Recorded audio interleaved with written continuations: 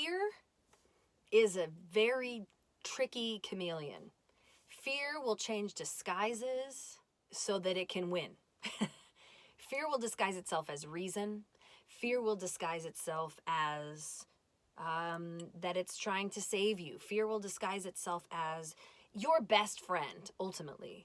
But I think that our job is to probe our resistance at every turn and really just peel back the layers until we see that at the base of all our resistance is just fear.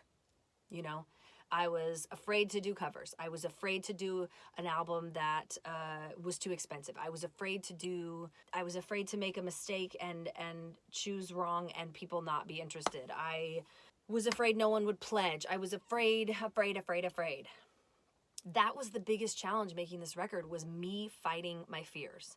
Just every step of the way, me stopping myself and saying, you always do this. You always stop because it's too expensive. You always say that, you always try to anticipate what your audience wants. You always, think the worst. So I just challenged myself. Every time you get to a point where you're about to make the decision, you always make the opposite one.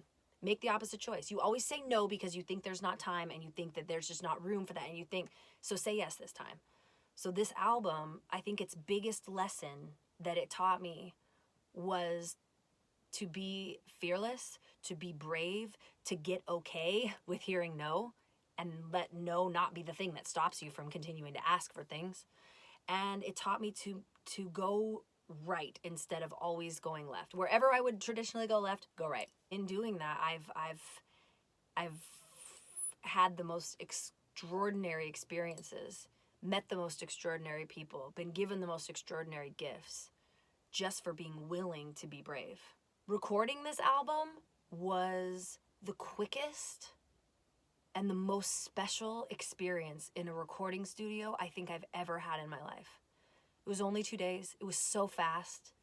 I didn't want it to end. I sobbed hysterically that it had ended. Everything just fell together so magically for this recording process. We got Studio One at East West Studios in Hollywood, which is a legendary studio where Frank Sinatra recorded things like My Way and That's Life. So it was already infused with Sinatra's spirit, which is like very meaningful for me. And sonically, it's probably the best room in the city for what we did. Everything sounded so beautiful. The people that came together, the team that we were able to assemble, both on the technical side and on the music side, from musicians to engineers to mixing, mastering, all of it, was just the most extraordinary team of not just professionals, like not just great at what they do, but people too. So spending 2 days with them, and some of them way more than 2 days, was just a delight. It was such a gift. The recording part will always be my favorite part of the process. Everything else can just... And I knew it was special because Dave and Alan felt like it was special too. And those players in the room felt like it was special. And these are people who play every session in LA. They're on every record. Dave is the MD for like huge superstars.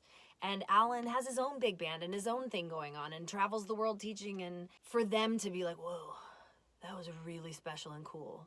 I knew it wasn't just me that was geeking out because this was happening. But the hardest part of this whole process was mixing. That's the point where we really had to make decisions about the sound. That's where we defined what this album is. We're not mixing it like a big band record. We're not mixing it like an Amy Winehouse record because it's not that. We're not mixing it like a retro album because it's not. It took us weeks, months. Travis Ferentz, who I was with every day, all day, for a couple months, he's a saint.